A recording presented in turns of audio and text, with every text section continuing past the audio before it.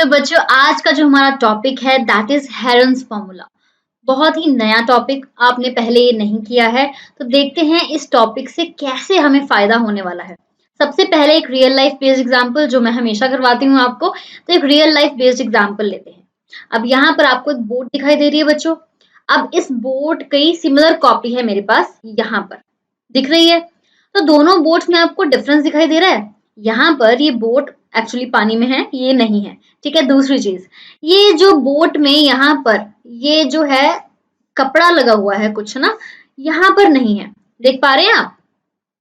तो यहाँ पर ये जो कपड़ा लगा है जिसको मैंने अभी हाईलाइट किया है, ये यहाँ पे नहीं है, जो दूसरी बोट है हमारी। ठीक है, अब ये इसको फर्स्ट बोट नाम दे देते हैं, इसको सेकंड। तो फर्स्ट में एक कपड़ा लगा है, सेकंड में नहीं है। तो आप सोचेंगे कहाँ मैम बोट की बातें करी जा रही हैं और मैथ्स में क्या पढ़ाने वाले हैं। तो बच्चों हर जगह पे मैथ्स है। इस बोट में आपको यहाँ पर एक ट्रायंगुलर शेप दिख रही है, ये जो कपड़ा लगा है ये ट्रायंगल शेप का है, दिख रहा है आपको? ये मैंने ग्रीन हाईलाइट करके आपको दिखाया है। तो हर जगह शेप्स हैं, हर जगह। चाहे आप शिप की बात करें, चाहे आप डेक पे खड़े हैं, चाहे आप सी शोर पे खड़े हैं, चाहे आप रेलवे स्टेशन पे खड़े हैं, हर जगह पर मैथ्स हैं, शेप्स हैं, ज्योमेट्रिकल शेप्स हैं। तो यहाँ पर ये जो कपड़ा लगा है ना, मुझे उसी तरह का कपड़ा इधर लगाना है। अब यहाँ पर मुझे वो कपड़ा लगाना है, दिख रहा है आपको ट्रायंगुलर शेप? तो ये ट्रायंगुलर शेप का कपड़ा चाहिए मुझे, मतलब मुझे देखना है कि ये कितने मीटर स्क्वायर है। मैं कितना कपड़ा यहाँ पर लगाऊं काट कर कि वो बिल्कुल सेम बन जाए। तो यहाँ पर मुझे मैथ्स चाहिए था बच्चों। मैथ्स क्यों चाहिए था? क्योंकि यहाँ पर ना ये जो ट्रायंगल गिवन है ना, इसकी सारी साइड्स जो है वो मेरे पास है। जैसे कि 6 मीटर है ये नीचे बेस वाली साइड, 14 मीटर है ये वाली साइड, और 12 मीटर है ये वाली साइड। अगर मुझे ये तीनों डायमेंशंस गिवन है, तो क्या मैं कपड़े की एरिया निकाल सकती हूँ? तो कपड़े का एरिया मतलब इस ट्रायंगल का एरिया। इस सेकंड बोर्ड के लिए इस ट्रायंगल का एरिया निकालना जरूरी है, ताकि हम मेजर करके वो कपड़ा लेके आ सके। तो क्लियर हो गया यहाँ पे कि एरिया की बात चल रही है, ट्रायंगल के एरिया की बात चल रही है। और अगर हमारे पास डायमेंशंस गिवन हो साइड्स की, तो कैसे एरिया निकालते हैं। अब इसी को फोकस करते हैं, जो हमारा सेकंड वाला है। ये ट्रायंगल है बच्चों। अब यहाँ पर एबीसी नाम दे दिया इस ट्रायंगल को। अब हम क्या करेंगे, इनकी डायमेंशंस लिखते हैं, 6 मीटर, 12 मीटर, 14 मीटर। तो डायमेंशंस भी हैं हमारे पास। अब क्या रह गया? अब एरिया निकालना रह गया। एरिया का फॉर्मूला जो आप अब तक पढ़ते आए हैं, एरिया ऑफ ट्रायंगल होता है half into base into height. ठीक है, तो half into base into height हमें पता है फॉर्मूला। तो इसको अप्लाई करके इस ट्रायंगल का एरिया फाइंड करने की कोशिश करते हैं। ओके, चलिए मैं स्टार्ट करती हूँ, कैसे करें। ठीक है, हाफ को तो हाफ ही लिखेंगे। बेस मुझे यहाँ पे पता है बच्चों 6 है। अब हाइट, हाइट कैसे निकालें? यहाँ पे ये तो हमारा स्केलन ट्रायंगल लग रहा है, क्योंकि तीनों साइड्स बिल्कुल डिफरेंट हैं। और हाइट निकालने के लिए यहाँ पर अगर मैं यहाँ पर परपेंडिकुलर भी ड्रॉ करती हूँ, तो मुझे बेस नहीं पता इस किसी भी ट्रायंगल का इन दोनों में से। तो हाइट में है पंगा। ठीक है, हाइट निकालनी हमें बहुत मुश्किल है यहाँ पे, और हाइट हम नहीं निकाल सकते। तो ऐसे ट्रायंगल्स के लिए जिसमें तीनों साइड्स हमें गिवन हो और वो ट्रायंगल स्केलन ट्रायंगल हो, मतलब हाइट निकालनी पॉसिबल ना हो हमारे लिए, तो हमें उसके लिए क्या करना पड़ेगा? ये फॉर्मूला तो वर्क नहीं कर रहा। तो चलिए आपको एक नया फॉर्मूला सिखाते हैं, जो हमारे चैप्टर का नाम भी है हेरन्स फॉर्मूला। तो यहाँ पर हेरन्स फॉर्मूला के बारे में मैं आपके साथ डिस्कस करने वाली हूँ। चलिए इसको नोट डाउन करते हैं और देखते हैं किस तरह से हेरन्स फॉर्मूला को यूज करके हम ऐसे ट्रायंगल्स का एरिया फाइंड कर सकते हैं। तो ये है बच्चों हमारे पास Heron's formula, that is area of triangle ABC. यहाँ पर हमने एबीसी ट्रायंगल लिया है। अंडर रूट के अंदर एस है, एस माइनस ए है, एस माइनस बी है, एस माइनस सी है, ये सब आपस में मल्टीप्लाई हो रहे हैं। अब हमें जानना है क्या है मतलब ये एस ए बी सी का। अगर हमें ये पता चल गए तो ऑब्वियस सी बात है कि हम इसमें पुट करेंगे और हमारे पास एरिया निकल के आ जाएगा। तो चलिए देखते हैं। एस बच्चे होता है सेमी पैरामीटर, सेमी पैरामीटर या सेमी पैरामीटर। ठीक है, एस का मतलब है सेमी पैरामीटर, पैरामीटर नहीं है, सेमी पैरामीटर है। दूसरा है A B C are the lengths of sides of triangle. तो आई होप एस का मतलब सेमी पैरामीटर मैं आपको समझाती हूँ, ए बी सी का मतलब तो आप समझ गए होंगे। अगर मैं यहाँ पर इसको ए लूं, इसको बी लूं, इसको सी लूं, तो लेंथ ऑफ ट्राइंगल हमें गिवन है, तो एबीसी हमें पता लग गया। अब बात आती है एस पे, that is semi parameter. Semi parameter क्या होता है बच्चों? पैरामीटर आपको पता है, दैट इज सभी साइड्स का सम। पैरामीटर होता है a प्लस बी प्लस सी, ठीक है। तो मतलब तीनों साइड्स जो हमें गिवन है, हमें ट्रायंगल की, हमारे ट्रायंगल की, उनका सम को बोलते हैं पैरामीटर। सेमी पैरामीटर होता है बच्चों पैरामीटर का हाफ। सेमी पैरामीटर होता है पैरामीटर का हाफ। जैसे हम सर्कल पढ़ते हैं, वैसे सेमी सर्कल होता है सर्कल का हाफ, वैसे ही सेमी पैरामीटर पैरामीटर का हाफ। तो क्या वैल्यू बन जाएगी हमारे पास सेमी पैरामीटर की? a plus B plus C by 2, a plus B plus C by 2। अब सिंपल सी बात क्या आती है, s का मतलब पता चल गया, जिसका आंसर है a plus B plus C by 2।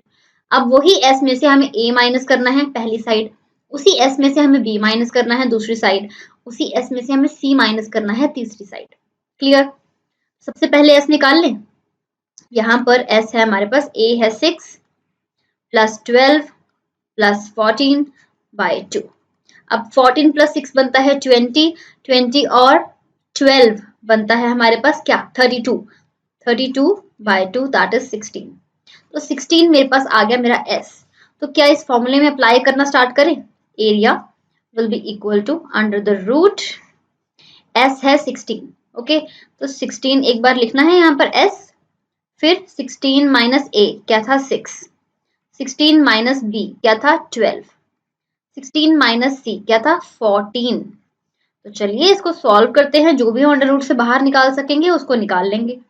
16 into 10 into 4 into 2, ठीक है, ये आ गया हमारे पास। अब इसको बच्चों, अब 16 तो मुझे पता है मैं बाहर निकाल सकती हूँ, इसमें से 4 बाहर आ जाएगा, इस 4 से भी हमारे पास 2 बाहर आ जाएगा। ये 10 को तोड़ के लिख देते हैं एक बार, that is 5 into 2 into 4 into 2। चलिए 16 में से 4 बाहर आ गया बच्चों, 5 वैसे ही रहेगा, ये 4 में से 2 बाहर आ गया, और ये जो दो 2 पड़े हैं, ये वाला और ये वाला, इसमें से भी 2 बाहर आ गया, और अंदर बचा 5। तो ये बनता है 4 इंटू 4 16 रूट 5 मीटर स्क्वायर। तो अगर आप यहाँ पर रूट 5 की वैल्यू डाल देंगे तो आपके पास इसका भी आंसर आ जाएगा, ये कुछ 37 समथिंग कुछ बनेगा, ठीक है। तो इतना मीटर स्क्वायर हमें कपड़ा चाहिए ताकि हम इस बोर्ड के ऊपर वो ट्रायंगुलर शेप का कपड़ा लगा सकें। क्लियर है बच्चों? आई होप मैं आपको ये नया फॉर्मूला समझा पाई हूँ अच्छे से। S semi parameter, ABC length of sides of triangle, और यह है हेरन्स फॉर्मूला। हेरन्स फॉर्मूला हमारे एरिया जो सिंपल फॉर्मूला था, बेसिक फॉर्मूला, उससे डिफरेंट है। क्यों? क्योंकि हमें यहाँ पर हाइट नहीं चाहिए, हाइट हम निकाल नहीं पाएंगे, तो हमें हाइट वाला फॉर्मूला नहीं चाहिए। आगे बढ़ते हैं बच्चों, देखते हैं क्या है। अब यहाँ पर हेरन जो थे ना, ये हमारे मैथमेटिशियन थे, तो ये इजिप्शियन थे। यहाँ पर उनके बॉर्न और डेथ का सब कुछ लिखा हुआ है, इंफॉर्मेशन गिवन है हमें। तो यहाँ पर ये जो एबीसी ट्रायंगल है ना बच्चों, स्केलन ट्रायंगल है, जिसके लिए बेसिकली ये फॉर्मूला बनाया गया है। अब यहाँ पर हाइट हम नहीं फाइंड कर सकते, इसी वजह से हमने ये हेरन्स फॉर्मूला बनाया है, मतलब हमने नहीं बनाया, हेरन ने बनाया था, तो इसीलिए उसने अपने नाम से ही इस फॉर्मूला को बताया, दैट इज हेरन्स फॉर्मूला। अब एरिया ऑफ ट्रायंगल एबीसी निकालने का सबसे अच्छा मेथड है हेरन्स फॉर्मूला। तो अब हेरन्स फॉर्मूला को ना अब हम डिफरेंट डिफरेंट ट्रायंगल्स पे ट्राई करके देखेंगे कैसे हमारे आंसर्स आते हैं, ठीक है। तो यहाँ पर जैसे हमें तीनों साइड्स गिवन है बट हाइट नहीं गिवन, तो वहां पर हेरन्स फॉर्मूला का यूज सबसे बढ़िया रहता है। तो चलिए क्वेश्चंस की प्रैक्टिस स्टार्ट करते हैं और थोड़े से रिजल्ट्स निकालने की कोशिश करते हैं। अब हमारे पास ये एक क्वेश्चन है जिसमें ये ट्रायंगल है एबीसी, A5 है, B12 है, C13 है। अब यहाँ पर बच्चों राइट एंगल ट्रायंगल है, आपको दिख रहा होगा ये ट्रिपलेट बन रहा है, पाइथागोरियन ट्रिपलेट बन रहा है। तो ये रहा हमारा 90 डिग्री एंगल। अब बच्चों क्या करेंगे, इस पे हेरन्स फॉर्मूला लगाते हैं, ठीक है। तो हेरन्स फॉर्मूला था हमारे पास area, it is equal to under root S, S minus A, S minus B, S minus C. तो सबसे पहले एस निकालते हैं, एस क्या होगा? 5 प्लस 12 प्लस 13 बाय 2। तो 13 प्लस 5 हुआ हमारे पास 18, 18 plus 12 30, 30 by 2 that is equal to 15। तो 15 सेंटीमीटर हमारे पास आ गया है हमारा सेमी पैरामीटर। पुट करते हैं बच्चों, अब यहाँ पर पुट करेंगे 15 into 15 minus A that is 5, 15 minus B that is 12, 15 minus C that is 30। ठीक है। तो अब पता क्या है, ये माइनस जब हम कर रहे हैं ना तो हमारी वैल्यूज बहुत छोटी हो जाती है, तो रूट में से बाहर निकालना बहुत ईजी हो जाता है। तो 15 है यहाँ पर, 10 है यहाँ पर, 3 आएगा यहाँ पर, 2 आएगा यहाँ पर। तो चलिए अब इसको लिख लेते हैं एक बार, 5 into 3 into 5 into 2 into 3 into 2। तो क्या क्या बाहर आ जाएगा बच्चों, 5 बाहर आ गया मेरे पास, 3 बाहर आ गया और 2 बाहर आ गया, तो रूट खत्म हो गया। तो 5 3 15, 15 2 30, तो 30 सेंटीमीटर स्क्वायर मेरे पास एरिया आता है। तो ये पहले सेमी पैरामीटर निकाला और फिर एरिया निकाला, तो ये था मेथड हमारा हीरोज फॉर्मूला का। एक बार ट्राई करें कि जो हमारा बेसिक मेथड था half into base into height, उसकी हेल्प से क्या हम निकाल सकते हैं इसका area. Okay, half into base into height. तो यहाँ पर ये है राइट एंगल ट्राइंगल, बेस क्या है बच्चों 5, हाइट क्या है, अब ये जो परपेंडिकुलर डिस्टेंस है that is the height. Okay, तो दैट इज 12। तो यहाँ पर इसको कैंसिल किया, 6 5 30, ये तो एक ही लाइन में आ गया, 30 सेंटीमीटर स्क्वायर। नो डाउट हमारे पास दोनों आंसर्स बिल्कुल सेम हैं, but in case of right angle triangle मुझे लगता है ये वाला फॉर्मूला हमारा ज्यादा इजी रहेगा टू सॉल्व क्वेश्चंस, क्योंकि हमें पेपर में इतने ज्यादा घंटे तो नहीं मिलेंगे कि हम बैठे रहें और सॉल्व करते रहें। तो हमें क्या करना है, दैट इज जो करेक्ट अप्रोच है, जो जल्दी जिससे आंसर आए, तो that is half into base into height. चलिए चेक करते हैं और ट्राइंगल्स पे किसमें क्या निकल के आता है। तो सबको सॉल्व करेंगे अब हम। एबीसी हमारे पास ट्राइंगल है, A10 है, B10 है, C10 है, तो that is an equilateral triangle. Equilateral triangle में अब हम पुट करेंगे, क्या करेंगे, हम निकालेंगे with the help of herons formula और विद द बेसिक फार्मूला। तो सबसे पहले मुझे चाहिए सेमी पेरीमीटर, तो वो होता है 10 plus 10 plus 10 by 2, that is 30 by 2, that is 15। अब फॉर्मूला लिखते हैं, area will be equal to under the root S minus A, S minus B, S minus C. That will be equal to 15, 15 minus 10, 15 minus 10 and 15 minus 10. That is equal to, अब क्या आ जाएगा, 15 आ जाएगा बच्चों, 5 आ जाएगा, 5 आ जाएगा, 5 आ जाएगा। अब 15 को हम लिख सकते हैं 5 इंटू 3 और 5, 5 और 5, इसमें से एक 5 आ जाएगा बाहर, इसमें से एक 5 आ जाएगा, तो बाहर मुझे क्या मिल गया बच्चों, 2 बार 5, दैट इज 25। तो 25 रूट 3 सेंटीमीटर स्क्वायर मेरा एरिया मुझे मिलता है। अगर अब मैं यहाँ पर बेसिक फॉर्मूला अप्लाई करने की कोशिश करूँ, that is half into base into height. अब बेस तो बच्चों हमें पता है दैट इज 10 सेंटीमीटर, हाइट नहीं पता है, तो हाइट के लिए हमें कंस्ट्रक्शन करनी पड़ेगी, दैट इज परपेंडिकुलर डिस्टेंस चाहिए हमें यहाँ पर। अब ये इक्विलेटरल ट्रायंगल है, तो ये जो इसका एल्टीट्यूड होता है ना, ये बाइसेक्ट करता है ऑपोजिट साइड को, तो ये हो जाएगा 5 और ये हो जाएगा 5। ठीक है, तो सबसे पहले मुझे इस फॉर्मूला को यूज करने के लिए हाइट निकालनी पड़ेगी with the help of Pythagoras theorem. तो यहाँ पर अगर मैं इस ट्रायंगल को कंसीडर करूं, मुझे चाहिए h, तो क्या हो जाएगा बच्चों, by Pythagoras theorem, I have 10 square, it is equal to 5 square plus h square। h square हो जाएगा 10 square minus 5 square, that is equal to 100 minus 25। तो h आ जाएगा मेरे पास अंडर रूट में 75। अंडर रूट में 75 को आप लिख सकते हैं 25 इंटू 3, तो 25 इंटू 3 में से हमारा 5 बाहर आ जाएगा, तो इसको लिख सकते हैं 5 into 5 into 3, that is equal to 5 root 3। तो ये हमारी बच्चों हाइट आ गई यहाँ पे। अब सिंपली इस फॉर्मूले में पुट करेंगे, that is a, it is equal to half into base is 10 and height is 5 root 3। तो इसको कट किया हमने, तो 25 रूट 3 सेंटीमीटर स्क्वायर, ये हमारा एरिया आ गया। तो यहाँ पे मुझे लगता है इजीली इससे सॉल्व हो गया था हेरन्स फार्मूला से, और ये जो पाइथागोरस लगानी पड़ी, हमें h फाइंड करना पड़ा कंस्ट्रक्शन की हेल्प से, ये थोड़ा सा लंबा चला गया। ठीक है, चलिए, बिकॉज यहाँ पे हमें सिर्फ ना एडिशन करनी है और इसको सब्ट्रैक्शन करके रूट में से बाहर निकालना है। यहाँ हमें पाइथागोरस स्क्वायर सॉल्व किए, फिर रूट सॉल्व किया, फिर से इसको सॉल्व किया। तो देखते हैं अगले क्वेश्चन में क्या हमारा रिजल्ट निकल के आता है।